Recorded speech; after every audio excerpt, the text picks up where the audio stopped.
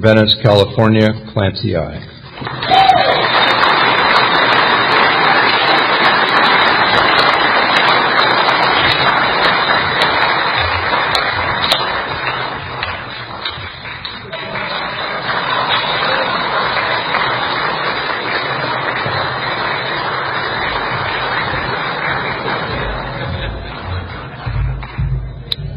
Good evening. My name is Clancy. I'm an alcoholic.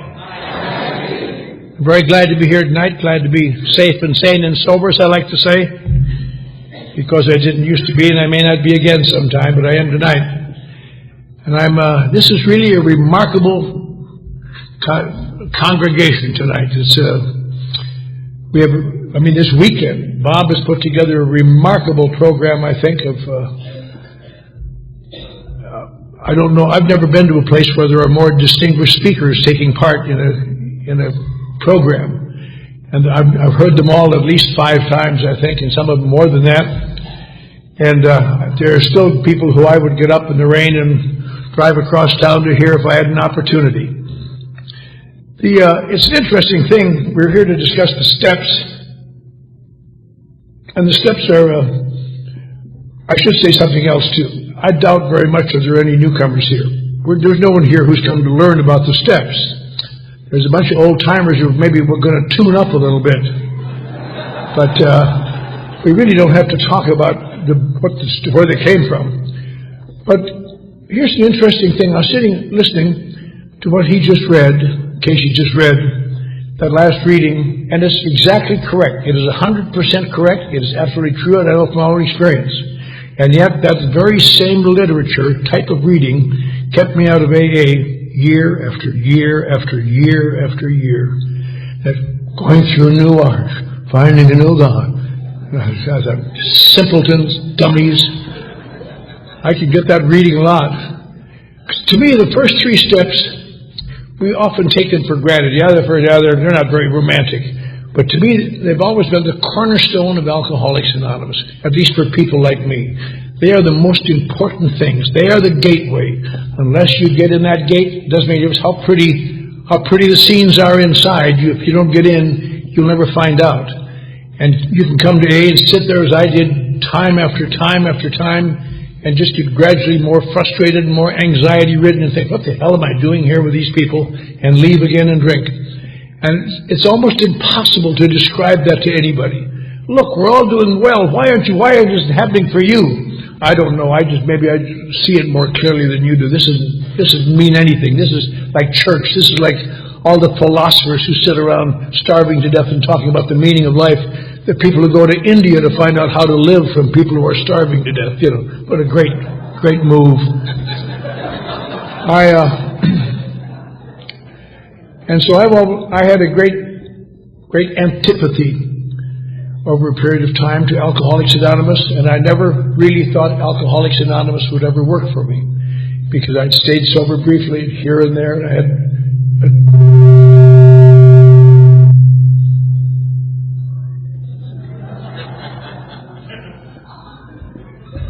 we had that set up to indicate my infallibility.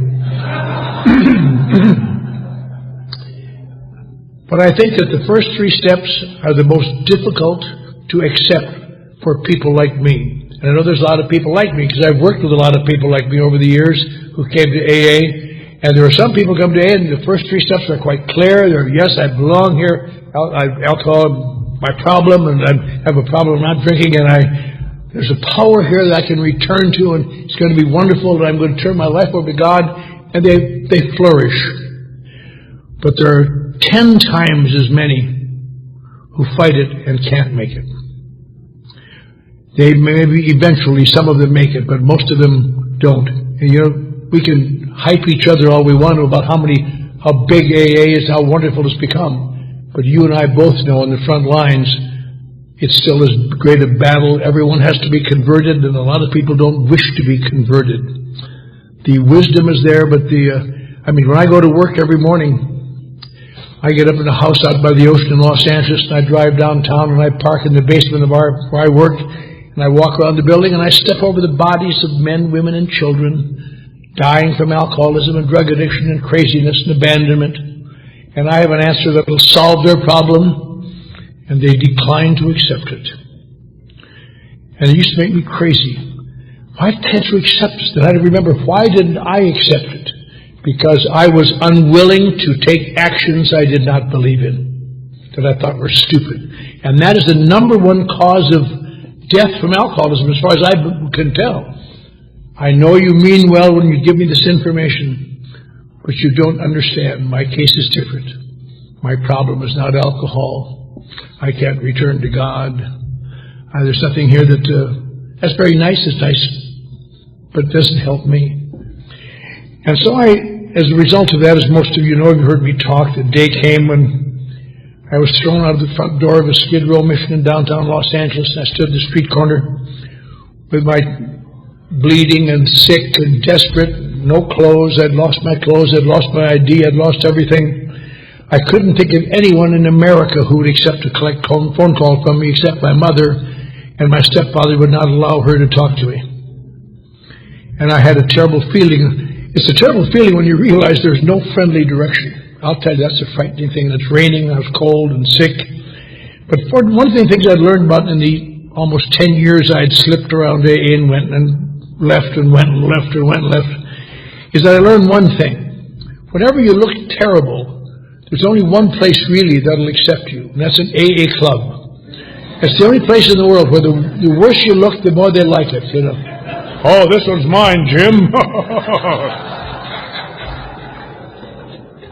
And so I found out where the AA club was, and it turned out I didn't know where it was. I found later, I counted some years later, it was 7.5 miles away, through the rain, through Wilshire Boulevard, long walk. And I just walked, and I'm sure some of the people in this room have done that, made that terrible discovery. When there's no one to call on, you have to do what you have to do, no matter whether you can or not. You have to do it. And I got to this club, and I hung around there, and it was dreadful, and I wound up in the bed of that first night I was there, they had a meeting, and I had stayed out of sight, and I had about 4 pounds of cake, so I could chew that. And then they had a meeting on gratitude, and I almost vomited it up again. And just was dreadful. I wound up living in the back seat of an abandoned car at the end of the AA club parking lot. A guy named Joe Quinn had left a 49 Merc there that I settled before, and let me sleep in that. The club did. And the manager of the club, John Sullivan, said, you know, kid, you're supposed to be a member to come in here during the day. On weekends you can come in all day, but on Monday, if you're Friday, you have to be a member. But you're such a mess, you'll die out there in that rain. He says, but your rules are this: you can't ask anybody for money, and you can't make any more of your smart, nasty remarks, and you got to go to a meeting every night, or else you can't. And that was really dreadful, because I felt, God, I'd been to meetings and all these success stories, and I came through the Golden Archway, and God, I wish I were stupid. I wish I could. Why have I been cursed with intelligence? And I remember lying in that abandoned car at night, still rained day after day, and I was cold and sick. My mouth was bleeding, and I remember thinking, maybe I'm dead. Maybe this is what hell is. Maybe hell isn't fire and brimstone. Maybe it's just being sick and cold, and your mouth hurts, and everywhere you go behind you, you hear people laughing and ridiculing you, and there's nothing you can do about it except just keep moving. That's a terror. And I had no idea that would be my sobriety time. I didn't intend for it to be. I didn't want it to be. I had no intention of becoming sober, staying sober. I just wanted to live another day to see if I can get out of there when it stopped raining. And I thought about it many times. What would create? I had no desire to stay sober. I mean, I would like to be comfortable, but I hate pain. But to me, sobriety does not indicate comfort. I stayed sober once, because I was in jail one night. I went to jail a lot overnight. I'm never a big felon like some of the speakers here. Sandy Beach and that crowd.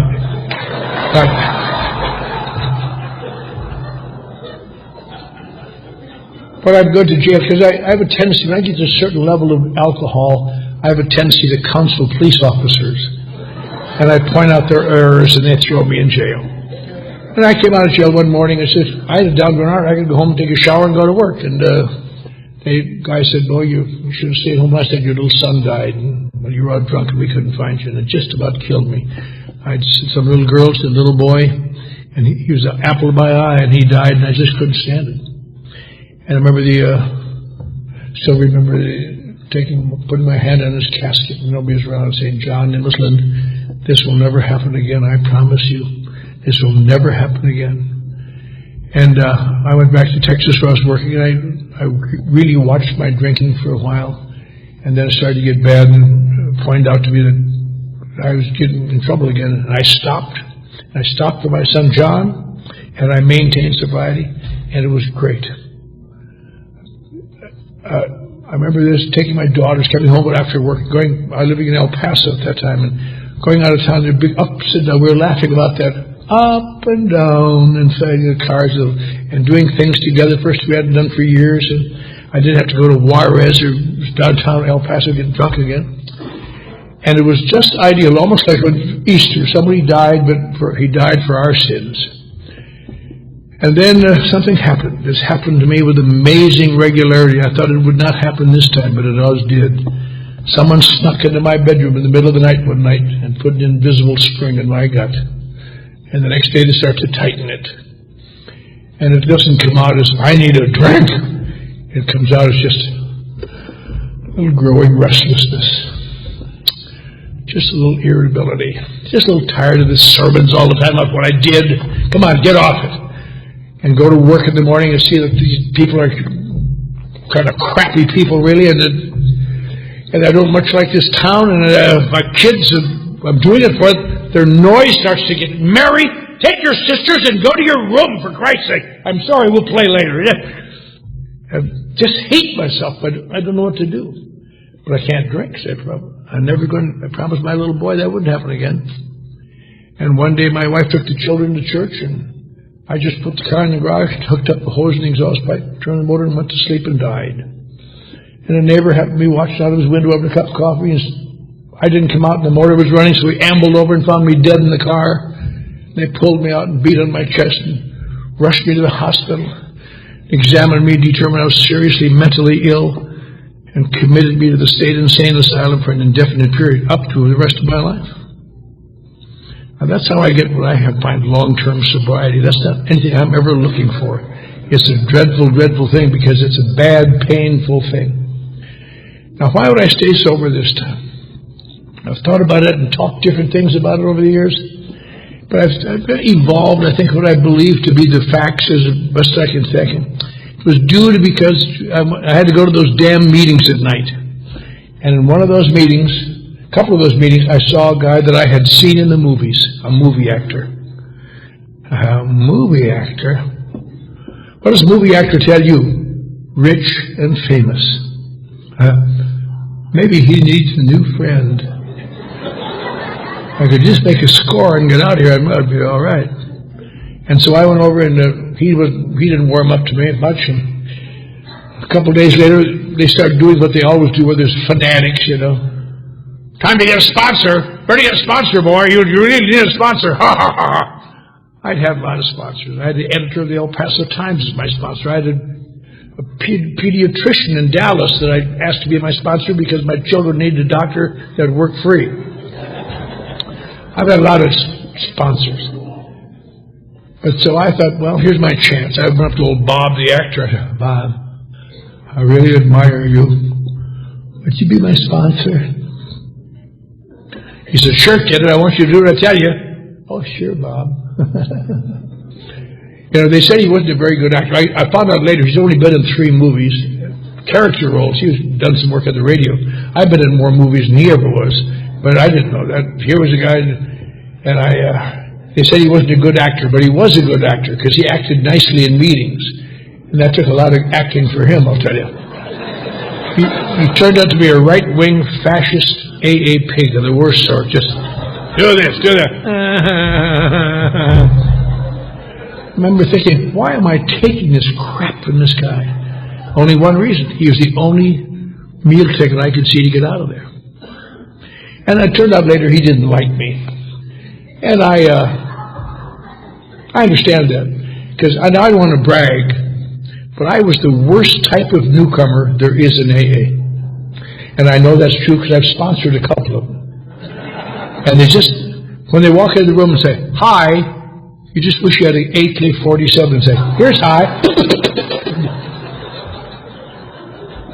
And what that type of newcomer is a person who has been around AA year after year after year, keeps drinking, knows all about it. There's nothing you can tell them. Let me tell you about that. Oh, I know all that. I heard that. And you just strangle him. But he tried to be nice to me because he was a good man. He took me with him a couple times to go to speak, and he talked to me sometimes around the club. And I thought he was I came to kind of like him a little bit, not much. I was just waiting to make a score, though, so I could get out of there. And one night he said something. I don't know if he said it to me or someone else, but he said it. I remember him saying, as long as you think your problem is alcohol, you're going to die drunk. I thought, what? I said, Bob, what do you say things like that for? It's embarrassing to me. I mean, you're my sponsor. You're supposed to talk smart. Of course the problem is alcohol. Everybody knows that. He said, no, it isn't. If your problem is alcohol, you shouldn't even be in AA. I thought, uh-oh. Another Screen Actors Guild breakthrough here. I said, geez, Bob, where do you get that crap? He said, that's just the way it is. I said, that's nonsense, Bob. They talk about drinking all the time and how to stop drinking. He said, that's right, but that's not the problem. What is the problem, Bob? He says, psycho-cybernetics. Is that, can you tell me what it is? He says, no. He says, you little smart aleck. He said, it has nothing to do with that. It's something that sounds like alcohol, and a lot of people think it is. They have a lot of difficulty, but it's not alcohol. It's something called alcoholism. And, oh, Jesus, Bob. Don't play word games with me. I look terrible, but I'm smarter than hell. Alcohol, alcoholism, hooray, I'm cured, I'm cured. Shut up, he explained. And over a period of time, he explained it to me. And he gave a long, I ignored most of it, I guess, but I remember it stuck in my mind, and it didn't change my life at all, but it began to make me look at things a little differently. He said, kid, if your problem is alcohol, what you do is you stop drinking and you clean up your act and you're home free. Happens every day. I said, that doesn't work, Bob. That's stupid. I've tried that 1,000 times. That's right. That's because your problem is not alcohol. It is called alcoholism. It's a strange thing. The difference is this. You stop drinking when your problem is alcohol, and you stop drinking. In alcoholism, you stop drinking and clean up your act, and the net result eventually is always a painful life that you can't stand. I said, Jesus, Bob. Nobody ever explained that to me before. They say if you stop drinking, you feel better. I said, no. In this mind-consuming, perception-distorting, bodily-eroding, fatal thing called alcoholism, you'll discover that stopping drinking has no long-term effect on your life other than to gradually make it so painful you can't stand it. I said, my God, I never heard that before. I said, and it really made me think about something. Cause for 10 years I've been hearing, stop drinking, you get better. And it never did. Stop drinking makes it worse. And here's a guy saying that stop drinking and alcoholism makes it worse. I couldn't believe it. I said, Jesus, Bob. If that's the case, if it's so bad, why do these people drink it? Why do these alcoholics drink it? He says, they don't drink it because it's bad. Now, you say you've been around A all this time? Have you heard the idea that alcoholics are people who get an unnatural reaction to alcohol? And of course. Such a phenomenal craving, and they can't stop. And he said, nah, that's podium talk. The unnatural effect is this, kid. And he had a Coke in his hand. I'll use my coffee finally. He said, when I drink alcohol, it almost instantly changes my perception of life.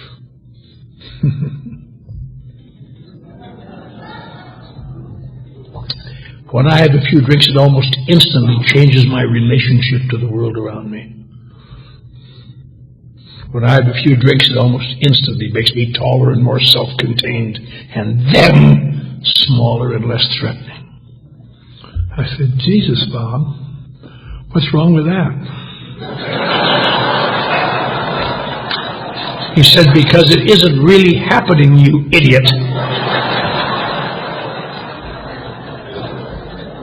And if you're like us, eventually you will drink to excess. You'll drink, sets up this phenomenon of craving. I don't understand it at all. Nobody ever has.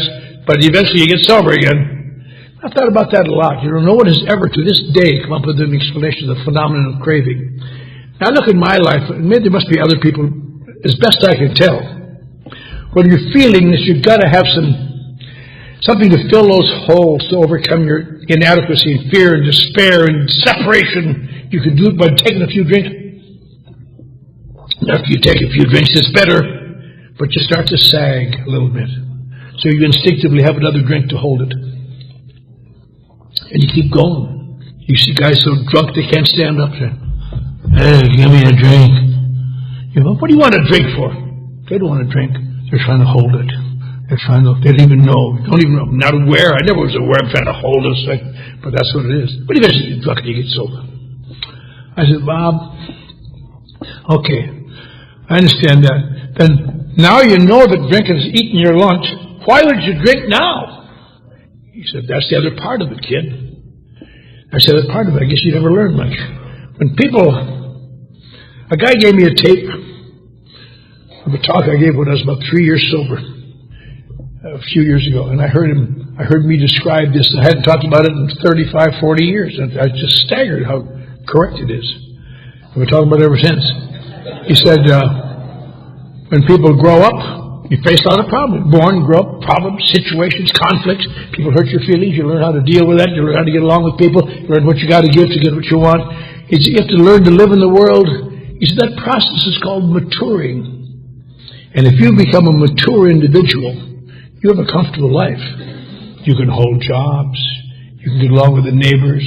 Get along with your family, play with the kids, go on vacations, have fun. It's a great life. So this almost never happens to alcoholics. Why not, Bob? Because when we have problems that don't find instant resolutions, we have found that a few drinks gets rid of them. Here's to you, household finance.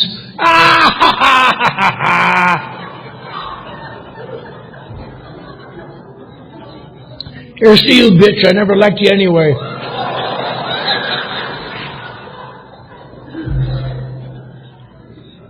Hey, Mr. Collins, take your job and shove it up your nose, will you? And it does work. But what I don't realize, I'm establishing a closet full of immature emotional reactions, almost the conditioned reflexes, like Dr. Pavlov's dog. And we call them alcoholic emotions. They are childish emotions. And if you're like me, the time comes, it's came to my life several times. I'm tired of being taken this crap all the time. I'm going to straighten out. I'm going to start going to work in the morning. I'm not going to stop at night or get drunk. I'm going to come home and do things, take care of things, work a little longer, make some money, and get great. And never realizing that it is impossible for me to do that. It was impossible. Why? Because sooner or later, someone will trigger some of those emotions. Someone will hurt my feelings. Someone will put me down. Someone will make me look as though I'm kind of dumb. And I react! And I might not, as I get older and wiser, I might not physically react. I might not scream at him or hit him as I did when I was young. But it's there, and the tension's up. And I find ways so I can get even with that son of a bitch somewhere along the line. And the pressures mount. And the pressures mount. And the pressures mount. And there's only one I've spent thousands of dollars in psychoanalysis to find a way to get rid of those pressures. I've read books. I've tried to do things. I've listened to recordings of philosophers. But nothing works like 2 or 3 drinks. And that's why I drink. I don't drink because I'm a drinker. I drink because I'm a feeler. But how do you explain that? And the day comes when I'm going to drink. In fact, some doctors who study alcoholics say that people like us get to a point where you literally must drink to preserve your sanity. Isn't that ironic? And I drink, and then sometimes I drink too much again. They say, see, your problem was alcohol, wasn't it? I say, I guess it was. But inside you just want to shriek, no, it wasn't! You don't understand! My problem is not alcohol. My problem is idiots like me that won't let up on me. And drink again. Maybe go to AA. Maybe it'll be different in this town. Till you find the guy who's... I don't know if I ever heard this talk, but it seemed to me this was the epitome of AA talk. I stayed drunk around the clock for 20 years, night and day. One day I walked through that door, and they told me to put the plug in the jug. And I did. And I've just never been so goddamn happy.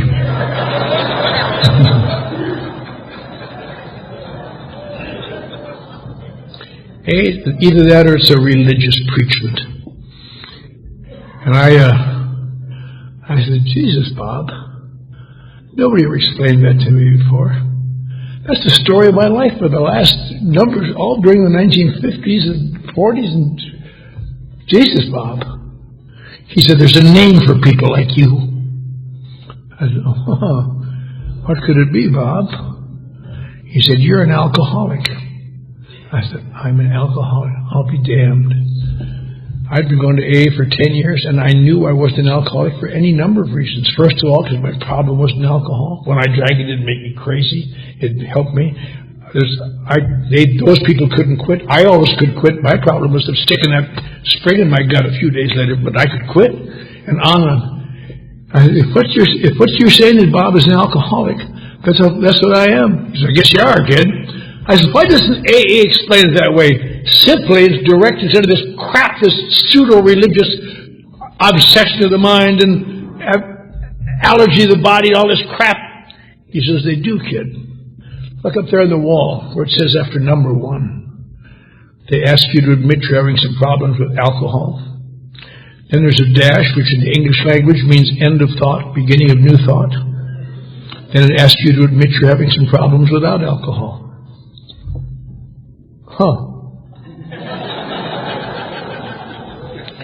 And that was in December of 1958, I guess. I was sober about 6 weeks. And I came to believe I was an alcoholic. It didn't change my life. I never had another drink. You think, his life turned out wonderfully? Not at all. I was still a mess because I had no tools to live in the world. My defense was always a smart aleck answer, sarcastic, intellectual put down. I didn't get along with people. I was wearing hand-me-down clothes, crappy clothes, and guy let me sleep in his basement, and his wife didn't like my attitude. She made me get out, and I went back and out of band. Just terrible. One of the reasons, I guess, when I look back why I didn't drink is because now that I was an alcoholic, I'd been hearing so much about what happens to alcoholics when they slip. I couldn't afford the risk. If it was this bad sober, Jesus, if I slip, what'll happen, And, but I stayed sober. And sometimes it was nip and tuck. An analogy I remember thinking years ago, in the early days of aircraft, these old guys would be up in their planes and they'd be flying around, and the one thing that was undoubtedly fatal was a tailspin. When they got into a tailspin, I'll let the pilot talk about it if I'm wrong, but they got into a tailspin and they would pull back that stick and try to pull back, and just boom. And one day outside of Washington, some young army pilot got into a tailspin. And he tried to pull the stick back and he couldn't pull out of it, and he thought, I might as well just die quick. And he pushed the stick forward, which would make you dive even faster. And that day they discovered that's how you come out of a tailspin. You come out the other side. It's still the way they do it in airplanes. And even after that, there were still people dying in wrecks because, they say put the stick forward. I haven't got time for philosophy to pull the son of a bitch back, Boom. But eventually everybody got to know it. And that's the way my life was sometimes. Has been several times, especially my early sobriety, where I knew the answer, But I knew I had to pull my answer. I'd do, and eventually push the stick forward. I've come out of those with grass stains on the top of my head, boy. And back at the meeting the next week, explaining to people, asking them why they don't do what we do to stay sober. But I stayed sober. My sponsor made me get little jobs. That's some little job. I got fired. And that's smart aleck attitudes. But I remember one thing that saved me a lot of money. The guy gave me a razor, and I shaved the second floor of the club in cold water and soap every day. And eventually I moved into a nice apartment where I had warm water, but I still use soap. I did tonight when I shaved it. Think of those fools spending money on aftershave lotion. You cut yourself once in a while, but that's for you. But the problem was this. The first step, for some people who could accept it, for people like me, it was such an enormous thing to understand. They're not saying your problem is alcohol.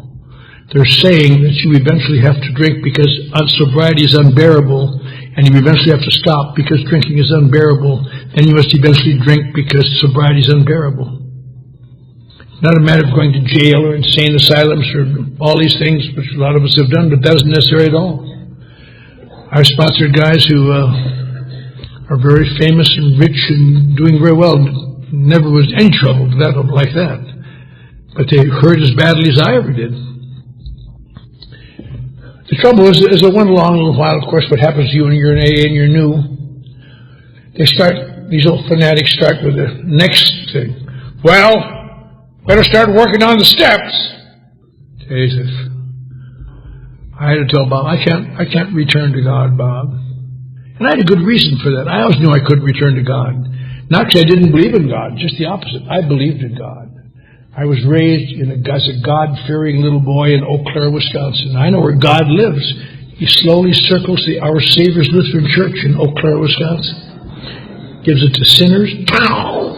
Catholics, pow! And I had become one and married the other. And it was just... And at first, when I first started going there, I didn't think much about it, but the last time I got sober, I thought about it. Because I've broken all 10 commandments now. I've broken all 10. And no matter how you slice it, there's no way coming back from that. If God exists, I am damned. And you can talk to your blue in the face and tell me all sorts of hyperbole, but that is exactly the way it is. It's like Hitler said, you give me their minds till they're 12, and it'll be a part of them that's going to be Nazi as long as they live. That branding. And sometimes I liked AA, but when I start talking about God and all these wonderful things that happen with God as they read tonight, I didn't want to hear that crap. Why do they spoil AA with all that crap? But I explained to Bob, I can't return to God. I wish I could, but I can't. He says, nothing in AA says you have to return to God. Oh, to a power greater than myself, Bob. Does that fool the other boys and girls? It doesn't fool me. You know damn well who that is. He says, it doesn't say that. Why don't you read it? Came to believe. Nothing in AA ever asks you to return to anything, because you're going back into sickness if you do that. We're trying to pull you out of it. You come to believe in something. Can't you come to believe in God? I said, no, I can't, Bob. I'd like to, but I can't. He says, can't you believe? You believe in AA? I said, no, I like it better than I used to, but not much. He says, you think I'm doing better than you are? I said, of course you are, Bob. He said, congratulations, I'm your new higher power. And he became my higher power. And I could accept that, because he couldn't send me to hell. He tried. I remember around the club, people say, there's that crazy bastard who thinks his sponsor's God. I didn't think he was a God, but I came... I'll tell you what happened. In my early days of sobriety, it was so painful. I'd get these little jobs, and I'd lose them, and I'd get these... And I felt so bad, and so inadequate, and so terrible so much of the time, that I did something I had never done before. I'd never sunk to this before. I began telling Bob when I really felt bad how weak I really was, that I really was nothing. behind my facade. I was nothing. I was weak. You know, strong people don't mind admitting their weaknesses, but weak people hate to admit it, 'cause that's all you got. You're seeing nothing, pal. And he never once ridiculed me or laughed at me or joked or made fun of me. Didn't talk about me to others that I know of. And a strange thing happened in those first months, I guess. Somehow in my mind, I began to think, Jesus, Bob seems to know how I feel. And I had never known someone who I believed knew how I felt.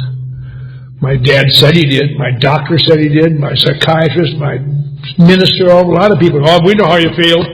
But it doesn't take long to discover they don't know how you feel at all. You have to say thanks, but you want to just get your hands off me.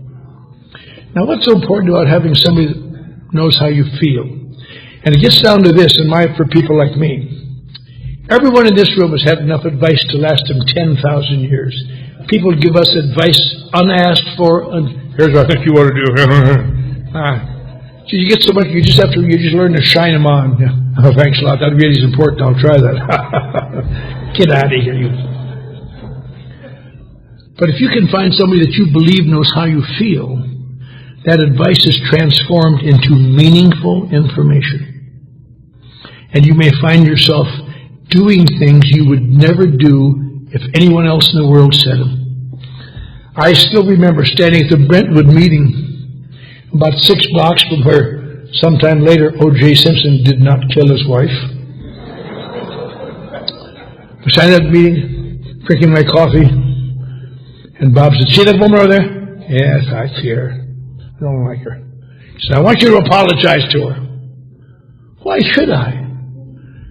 Someone told me at the Monday night meeting at the club you called her a bitch.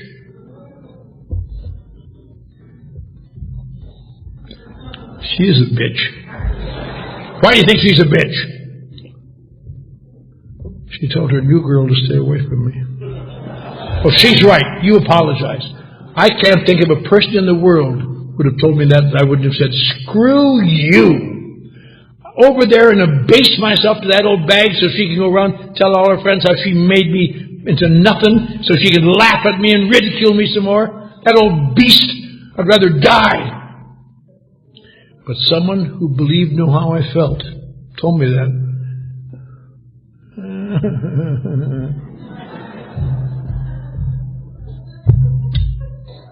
Sorry.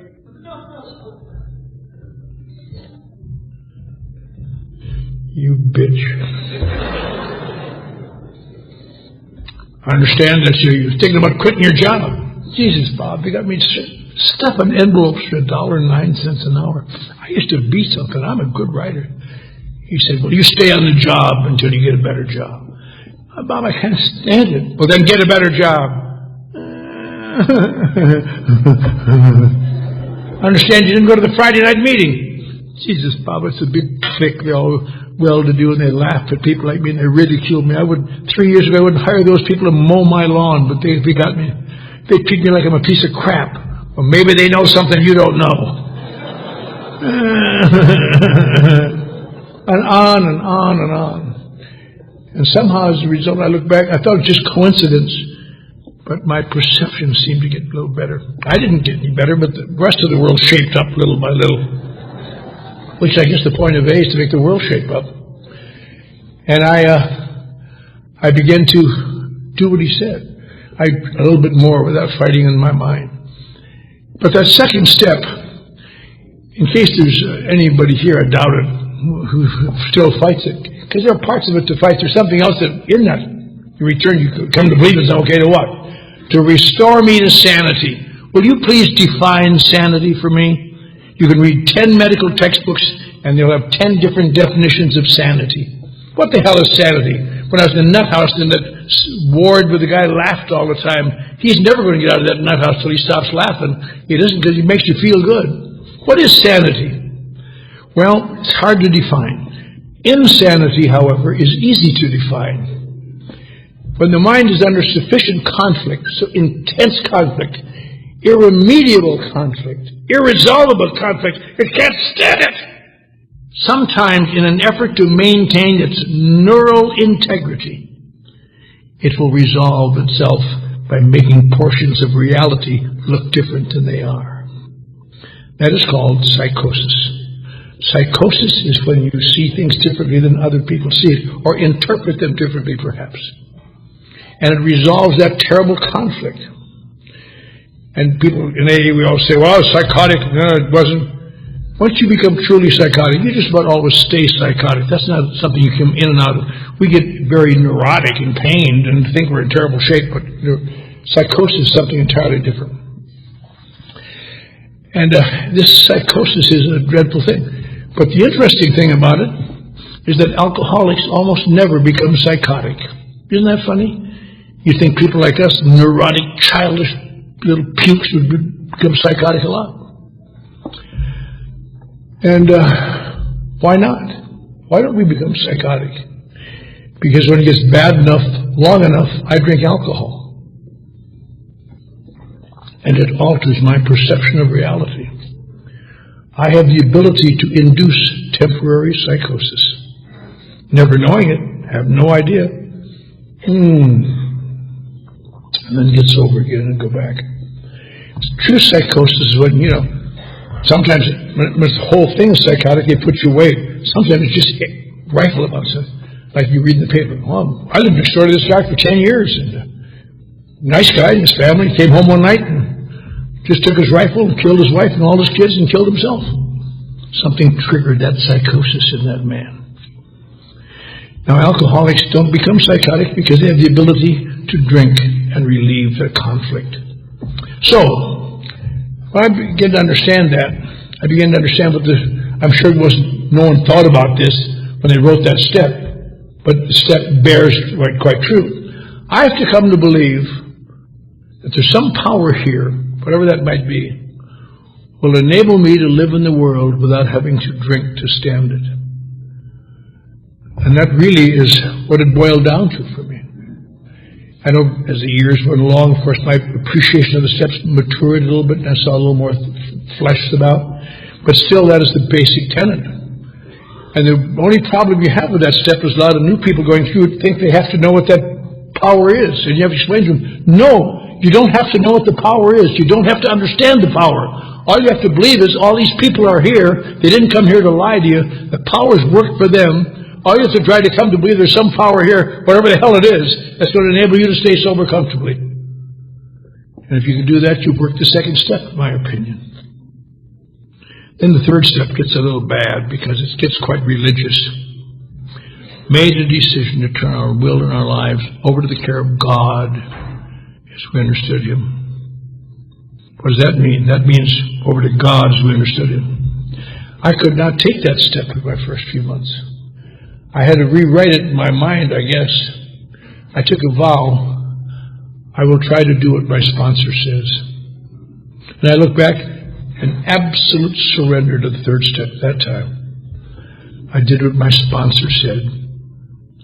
I tried to do what he said. I think if there was a line of demarcation, when I was about 6 months sober, I got fired off another job. I thought I was going to hold this one. I got fired.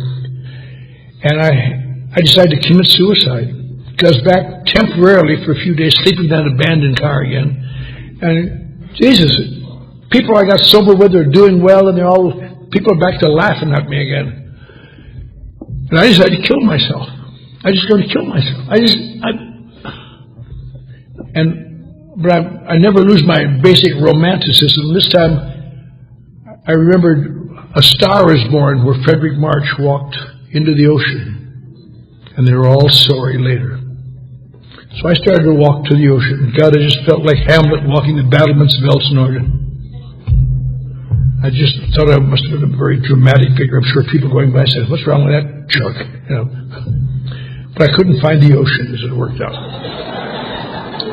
I knew it was west, but I walked, and I finally stopped at a gas station and said, Jesus, pal, where's the ocean? So you're just in West Beverly Hills. You have to go out here past the Veterans Hospital.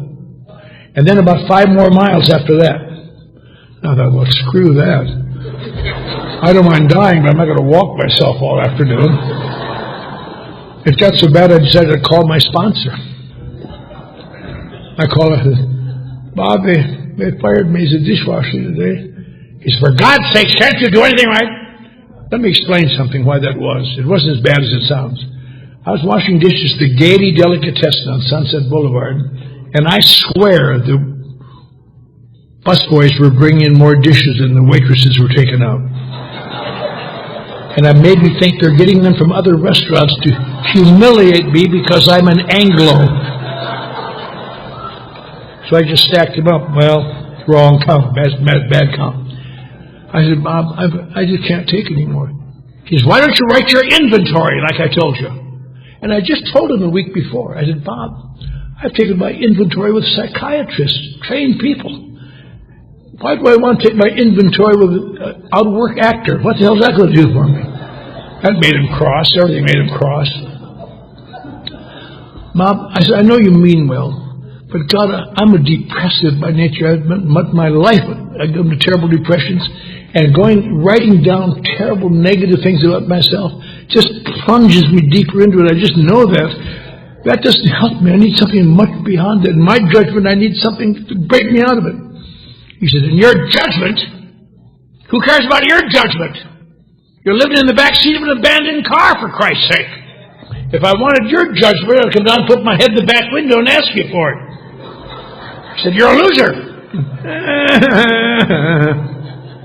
And I slammed that phone down. I came out of that phone booth, and I turned left, thank God. If I'd turned right, I'd have been in the ocean in 3 steps. I got to the A Club. I said, Sullivan, give me some paper. I'm going to write my inventory. And he gave me some paper. I wrote terrible things. I never would tell the psychiatrist these things. People say, why don't you tell the psychiatrist? Because when you're paying that kind of money, you can't risk rejection. That's why you don't tell your psychiatrist. I don't want some little wussy to say to me, you did what, sir? Get out of my office. But first of all, wash off that chair, will you? And I wrote this terrible stuff. I just vomited on the paper. I got done. I felt a little better. And at least I proved writing an inventory didn't work. And I jammed it under the back seat of the car, and a couple of days later, I said, well, you're going to take your inventory today. I don't think I really am. I'm feeling a little better, Bob. I won't need to take it quite yet. I'm working on a job application, and he said, oh, shut up. I'm coming down. He got in the car, and he drove from Santa Monica to Oxnard. He gave me a flashlight, and I read this stuff. Oh, God. It read much worse than I remembered. I thought, he's going to make me get out of this car, and I have to walk 40 miles back to Oxnard. That's what happened to me. And I got done. Well, that's all, Bob. He says, you're sure you're done? That's the best thing you've done since you got sober, kid. And I said, thought it was. But I've taken that same trip over 200 times since then, up that road with some other little puke over there with the flashlight. Some in this room. And you think you'd hear all sorts of, they're all the same. They're all the same. Good inventories. I mean, the specifics vary all over the lot. But always that sense of inadequacy and despair and guilt and resentment, all those things that mount up and make us so equal all over the world. And it's just an amazing, amazing thing. You begin to understand, my God, that's what AA is about. It's dealing with people who are alike at that level. But you got to get to that level to find out. And if you don't get those first 3 steps, I'll tell you. And so over a period of time, I remember these steps, and I've made amends to people. I've flown across the country to make amends to people. Flew to Texas one time for one of my ex-employers where I really burned him off. I said, I've come to make amends to you. He said, what for? About time. He said, what time? I said, well, I'm an alcoholic, and I was in Alcoholics Anonymous. He said, you're not an alcoholic. I said, what do you think made me do those things? He said, because you're a son of a bitch. And I almost went over the desk and throttled him. I thought, no, I'll have to explain that to my sponsor. But some funny thing, I'm sure that you hear when Kent gets around talking to step 9, how beneficial, what a great miracle happens there. But I've done all these things, and I've tried to help others from time to time with varying degrees of success. But to me, when I have bad days, when I get weak and heavy laden, that's a great phrase from my church. Weak and heavy laden, boy. Some days there's weak. Some days, by 10 o'clock in the morning, there is no hope for this day whatsoever. You just keep your mouth shut and keep thinking, come on, midnight, come on. Nothing's going to help. But I use those first 3 steps as a trampoline in my life.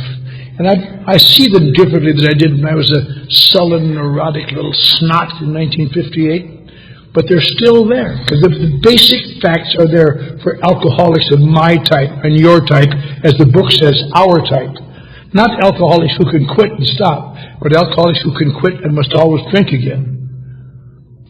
And the premise is always there. Alcohol, to me, I cannot handle it. And I've watched so many people try it. And of myself, sobriety becomes untenable where I have to drink. And here, there's still a power that's changed a great deal in my life. No longer Bob, who died, became eventually Alcoholics Anonymous. Remember the day I got a new sponsor, and he never told me what to do once, like the old sponsor did, but he led an example. He was a more spiritual man. I tried to pray to see what would happen, and I prayed. As he pointed out to me, he said, I know what you're afraid of, young man. Kid, he called me, he said, you're not important enough for God to hate. I never thought of that, but that was very true. He said, God loves you like he loves everybody else. And I believe that. I believe he loves me and he loves you like I love my children. Maybe much more than that, because I'm infallible. But you might think, if God loves us all, why are those alcoholics dying on the street that you step over? Well, he loves them too. But he loved me when I lay on that street. Something inside of them will not allow them to take actions they don't believe in. But I came to believe in God, and I've prayed earnestly to him every day for 45 years.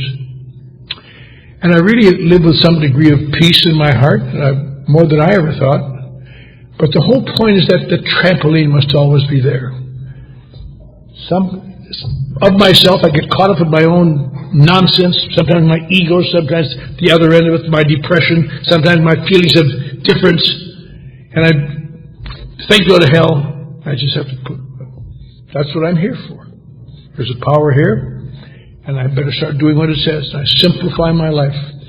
Some people, I've never had the ability to become, I guess I'm a type A personality, but I never had the ability to spend hours in meditation or thinking things. I admire people to do that.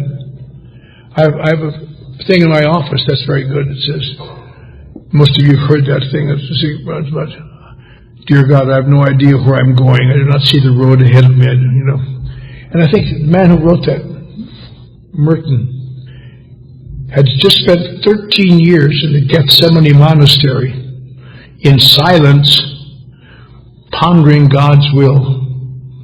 And he got out and wrote that. And if he hasn't found it in 13 years of silence, I'm not going to find it by 6 o'clock tonight. So I have to go by conditioned influence. One of the great things, of course, that's good about AA is when you work with people, you sometimes have a tendency to act better. It's like teaching your kids to drive. You never drive any better in your life than when you teach your kids to drive. I stop, go to lunch. Better watch out, the light is yellow. If he wasn't there, I'd be across the street eating by now. But the whole summation of it is, I'm looking forward to this weekend because these steps are the things that make alcoholism, first of all, bearable, tenable, one day preferable to drinking. Who could believe such a miracle? And all because somewhere along the line, each of us have accepted the fact that I can't drink and I can't stay sober. And there's some power here. Jesus for us, it's going to make it better. I can't believe it. I'll try to do it anyway and discover that it works. Thank you.